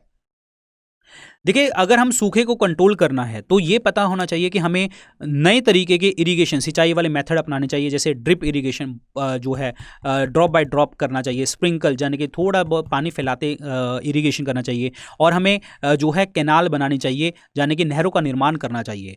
अर्थक्वेक भी आपकी एक पॉसिबिलिटी है डिजास्टर की, जैसे कि हिमालयन एरियाज़ में, क्योंकि यहाँ पे प्लेट टेक्टोनिक मूवमेंट देखने को मिलती है, प्लेट टकराती रहती हैं, अर्थक्वेक आता रहता है। और इस चीज़ के अकॉर्डिंग बिहार को हम डिवाइड करते हैं जोन 5, 6, जोन 4 एंड 5, 4, 3 के अकॉर्डिंग, क्योंकि जहाँ पे पॉसिबिलिटी अर्थक्वेक की रहती है। तो इन एरियाज़ के कारण जो है यहाँ पे अर्थक्वेक वगैरह देखने को मिलता है। अब ये कौन कौन से एरिया हैं यहाँ पे देख लो, ये वाले एरिया जो हैं हाईली जोन में आते हैं, हाई जोन में, यानी कि जोन जो है आपका 6 वाले में आते हैं। तो ये थोड़े से कम में है, हाई जोन में है, एक्सट्रीमली नहीं है, थोड़े से हैं, और ये मॉडरेट जोन में आते हैं। तो ये कौन कौन से जिले हैं वो भी हम डिस्कस करते हैं। देखिए जी, साइक्लोन जो है अफेक्ट करता है खास करके ईस्टर्न डिस्ट्रिक्ट ऑफ बिहार को, खास करके कौन से एरिया को? यानी कि किशनगंज, पूर्णिया, भागलपुर, कटिहार और अरारिया जिलों को। बिहार जो है कोस्टल स्टेट तो है नहीं, मतलब एक जो है समुद्र तट तो है नहीं, बट यहाँ पे बे ऑफ बंगाल नज़दीक है, इसी कारण जो है साइक्लोन की कंडीशन, चक्रवात की कंडीशन बनती रहती है। साइक्लोन जो बंगाल की खाड़ी से निकलते हैं वो बिहार से वेस्ट बंगाल और झारखंड को क्रॉस करते हैं और वहाँ पे प्रॉब्लम लेके आते हैं, जिससे रेनफॉल बहुत ज़्यादा होता है, लॉस ऑफ लाइफ और प्रॉपर्टी का भी बहुत ज़्यादा लॉस देखने को हमें मिलता है। और ये खास करके लॉस देखने को मिलता है हमें जो बिहार के पूर्वी एरिया हैं, जैसे कि आपके किशनगंज, पूर्णिया, भागलपुर, कटिहार एंड अरारिया को। तो this is very important point. अब बात करते हैं कि कुछ एक आपके, अच्छा एक चीज़ मैं आपको बता दूं, यहाँ पे हमने डिस्कस करना भूल गया आपसे, ये वाला एरिया दो एक्सट्रीमली हाई जोन में आते हैं जहाँ पे अर्थक्वेक है, सीतामढ़ी, मधुबनी, सुपौल, अरारिया और सहरसा। जो थोड़े से ठीक हैं, मतलब आता तो यहाँ पे भी है, वेस्ट चंपारण, ईस्ट चंपारण, गोपालगंज, सिवान, मुजफ्फरपुर, सारण, वैशाली, समस्तीपुर, दरभंगा, माधेपुर, पूर्णिया, कटिहार, भागलपुर, मुंगेर, लखीसराय, जमुई, बंका, बेगूसराय, नालंदा, पटना। तो ये हाई वाला है, ये तो हाई वाला है, ये हाई वाला है, और ये लो एरिया वाला है, यानी कि जहाँ पे लो अर्थक्वेक आते हैं। तो यहाँ पे कैमूर, रोहतास, औरंगाबाद, गया, नवादा, जहानाबाद, भोजपुर, बक्सर, तो ये लोएस्ट अर्थक्वेक यहाँ पे देखने को मिलते हैं। तो दिस इज इंपॉर्टेंट वन, तो ये पता होना चाहिए आपको। अब बात करते हैं, एक फ्रेमवर्क है जी जिसे हम क्या कहते हैं, सेंडाई फ्रेमवर्क, जो आपके डिजास्टर मैनेजमेंट के लिए है, और बिहार इसको कैसे अपना रहा है वो डिस्कस करेंगे। इंडिया ने अडॉप्ट किया था जून 2016 में सेंडाई फ्रेमवर्क। बिहार पहली स्टेट थी जिसने इस चीज़ के एक्शन प्लान को आपको जो है अपनाया था। Third United nation world summit हुआ था डिजास्टर रिस्क रिडक्शन के ऊपर, जो कि मार्च 2015 में हुआ था in the Sendai city of Japan, यहाँ पे देखने को मिला था। इस कॉन्फ्रेंस में 7 मेजर गोल देखने को मिले थे जो डिजास्टर मैनेजमेंट को मतलब डिजास्टर को मैनेज करने के लिए, यानी कि इस आपदा को कंट्रोल करने के लिए वो कौन कौन से थे वो देखते हैं। देखिए यहाँ पे जैसे हमने डिस्कस किया था कि बिहार में 38 ज़िले हैं, जिसमें से 28 जो ज़िले हैं वो फ्लड प्रोन हैं, और अर्थक्वेक जोन में देखो जो है 8 ज़िले जो हैं वो सीज्मिक जोन 5 में, 24 4 में, और 6 ज़िले जो हैं जोन 3 में देखने को में मिलते हैं। ये ऑलरेडी डिस्कस कर लिया था हमने अभी, ठीक है। तो ये चीज़ मैंने आपको बताई थी। तो यहाँ पे देखो ये वाली सारी चीज़ें, ये देखो अर्थक्वेक वाला हमने डिस्कस किया था, ठीक है। तो ये सब चीज़ें आपको पता होनी चाहिए। तो ये आपको पता है, ठीक है। तो ये ज़िले जो हमने डिस्कस किए थे ये आपके, एक सेकेंड, ये वाले, तो ये ज़िले जो हैं हमने डिस्कस किए थे आपके जोन वाले, हाई वाले और लो वाले, और हमने ज़िले डिस्कस किए थे आपके ये वाले कि भाई जो हाईली अफेक्टेड ज़िले हैं वो कौन से हैं और लोएस्ट अफेक्टेड ज़िले कौन से हैं। देखो 38 ज़िलों में से 28 में तो आपके बाढ़ आती है, वो हमने डिस्कस किया है प्रॉपर तरीके से यहाँ पे, ठीक है। तो वही ये चीज़ बात करता है कि यहाँ पे ये चीज़ें हैं, तो ये चीज़ें हमें अपनानी चाहिए और जिससे हम प्रॉपर तरीके से चीज़ों को कंट्रोल कर पाएंगे। सो गाइज ये थी बिहार ज्योग्राफी के बारे में। आई होप आपको ये लेक्चर अच्छा लगा होगा, जिसमें हमने पूरी डिटेल में डिस्कस किया है क्या है बिहार ज्योग्राफी की wild life sanctuaries, forest report, disaster management कैसे है, और प्रॉपर तरीके से जो है physical division of Bihar, soils of Bihar and wild life sanctuaries and all, सब चीज़ें पूरी डिटेल में हमने डिस्कस करी हैं, और एग्जाम पॉइंट ऑफ व्यू चीज़ें हमने डिस्कस करी हैं जो सीधा सटीक आपके एग्जाम में आएंगे। तो अच्छे से पढ़ना, इस चीज़ को रिवाइज कर लेना, दोबारा से इस वीडियो को देख लेना, और बाकी आप जो है कोई भी मेरी क्लास होती है यूट्यूब से नोटिफिकेशन आए ना आए, लेकिन आपको टेलीग्राम चैनल के ऊपर आपको नोटिफिकेशन मिलता है, तो टेलीग्राम चैनल के साथ आप हमेशा कनेक्ट रहा करो मेरे साथ। और बाकी आप मुझे इंस्टाग्राम के ऊपर पर्सनली कनेक्ट कर सकते हैं। जो बच्चे आप में से बिहार पीसीएस की तैयारी कर रहे हैं, तो मैं आपको बता दूं, अगर आप नेक्स्ट ईयर के लिए प्रिपेयर कर रहे हो तो आप हमारे pre plus mains live batches में एडमिशन ले सकते हो, जिसके अंदर हम आपको प्रीलिम्स मेंस की तैयारी करवाते हैं। 1000 आवर लाइव कंटेंट आपको मिलता है, जिसमें हम आपको प्रॉपर तरीके से इंग्लिश हिंदी में नोट्स प्रोवाइड करते हैं। लेक्चर भी आपको इंग्लिश हिंदी में जिस तरीके से मैंने पढ़ाया है वैसे ही आपको मिलता है, और साथ साथ जो है 1-to-1 मेंटरशिप, प्रीलिम्स के test series, mains answer writing programme, module based test आपके, और बिहार जीके अच्छे तरीके से पढ़ाई जाती है, और भी बहुत सारी चीज़ें जो आपकी प्रेपरेशन में आपको काम आएंगी, जैसे हिंदी वगैरह भी बहुत सारी आती है, आपकी सीसैट वगैरह का पेपर आता है, तो वो सब कुछ कवर करवाया जाता है यहाँ पे।